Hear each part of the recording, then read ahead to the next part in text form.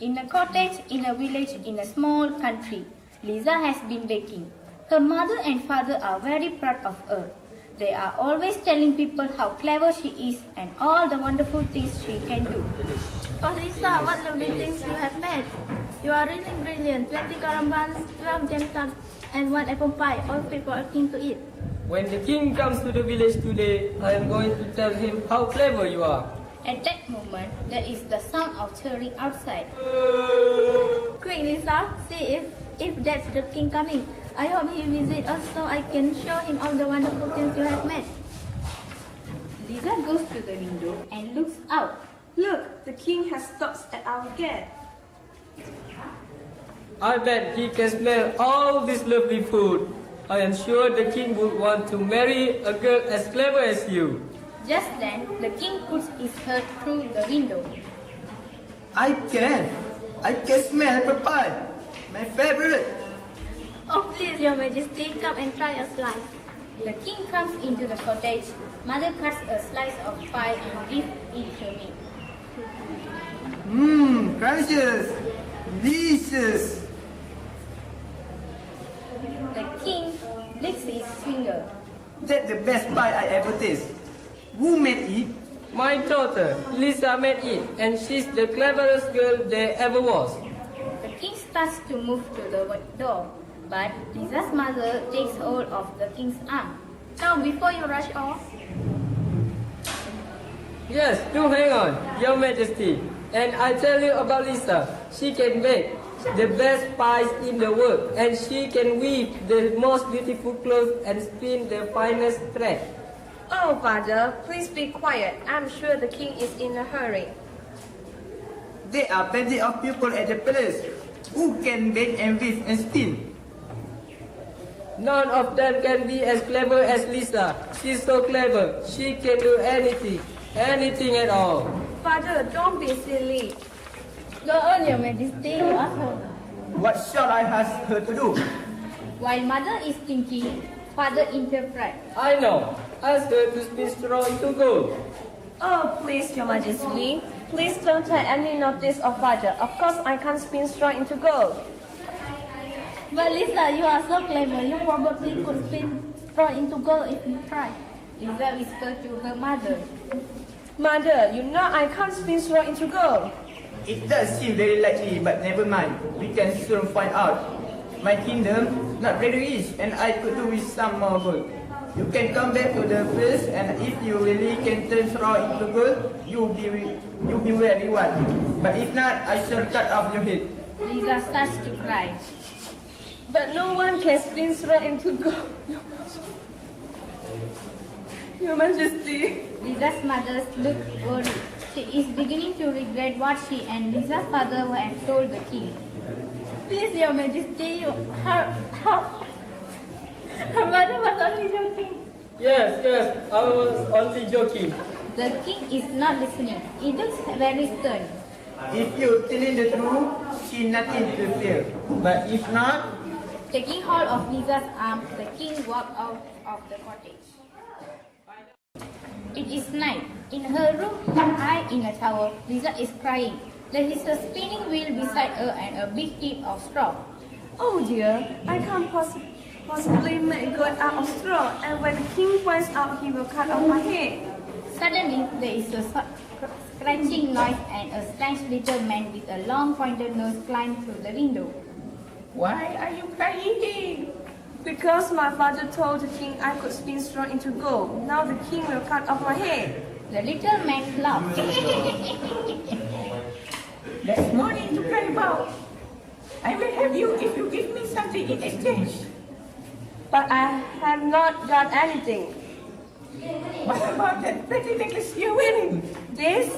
The little man nods and Lisa unfastened the necklace and handed it to him. That's right. Now you go to sleep. By the time you wake up, all your troubles will be over. In the morning, Lisa works to find a heap of shining gold instead of the heap of straw. The king comes in. so your father told the truth. You can spin straw into gold. Lisa wants to tell the king what was happened, but she is so frightened that when she opens her mouth to speak, no words come out. There's no need to be afraid, Lisa. You keep your word. Can I go home now? Not yet. I need more gold. The king leads Lisa to another room in the castle. It is even bigger and filled with straw. Tonight you must spin all this straw. But remember, if it isn't turned into gold by tomorrow morning, I cut off your head. The king goes away and Lisa is alone. She runs to the window and looks out. Perhaps the little man will come back tonight to help me.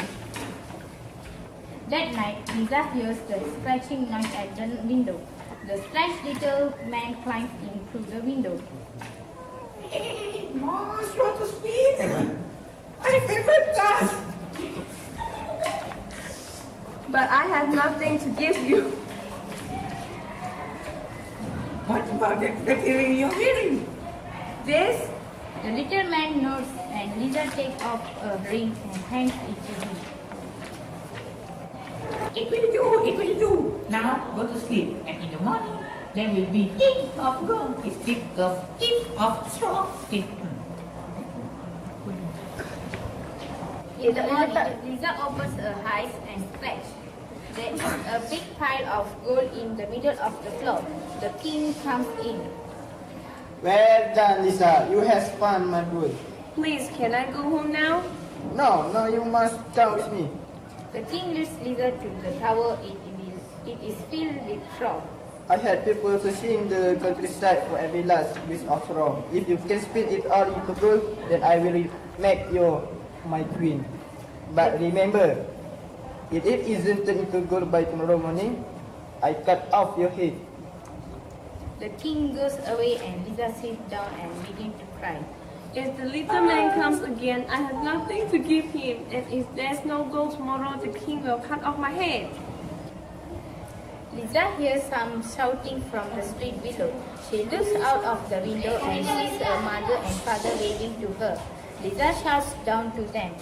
Father, why did you tell the king I could spin straw into gold? But you have spoon straw into gold. We saw the soldier taking it all away in wheelbarrows.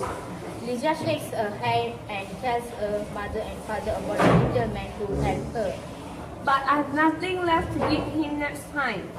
Tell him you will give him something when you get home. Promise him whatever he asks. But what if I can't keep the promise? Forget about it. Don't worry. You'll be miles away by then. I hope you are right. I don't want to get into more trouble. That night, Lisa sits sadly on the floor hoping to hear the scratching sound at the window. At last, she hears the little man climbing through the window. Dry your tears, Lisa. I will help you. But this will be the last time. But I can't pay you. I have nothing left. Now that's a pity. I can work for nothing. Perhaps I could pay you after I get home. The little man puts his head on one side and looks at Lisa. Perhaps. Please help me this one last time. The king said he will make the queen if I turn this straw into gold. But if I don't, he will cut off my head. Perhaps we could make a bargain. Are you any good at keeping promises? Lisa nods. Then let's shake hands on it. But what do you want? When you are the queen, you must give me your firstborn child. Lisa remembers her father's words, promise him whatever he asks. Is it a bargain? Yes, I promise. In the morning, the tower is full of gold. The king comes in and claps his hand with delight. Well done, Lisa. I'm going to marry you and you'll be my queen. You and your mother and father will live in the palace for the rest of your life. Lisa is so delighted. Then she forgets all about her promise to the little man. A year passes and the king and Lisa have a baby son. In the nursery, Lisa and her mother and father are playing with the baby. They are bending over the cot when the door springs open. It is a strange little man with a pointed nose. It is time to keep your promise, little queen. What promise? Your firstborn child, you promised me. But that was a long time ago. This is the king's son. You can take him away. Oh, can I? Just wait and see. You can have as much gold as you want, but leave me my baby. Lisa picks up the baby and holds it tightly. The little man comes very close. I've plenty of gold, but I will do you a deal. I have a riddle, and if you can answer it within 3 days, you shall get to keep your son. If not, the baby is mine. What's the riddle? Just tell me my name. Each day you can have 3 guesses. Lisa thinks hard. Is it John? Is it Samuel? Could it be Mark?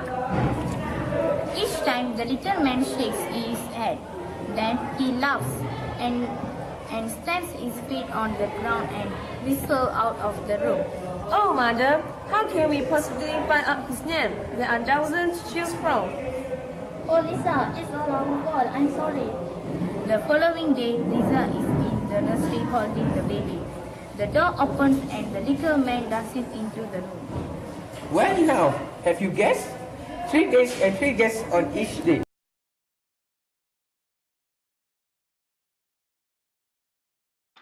Lisa thinks. Is it William? Is it Jonathan?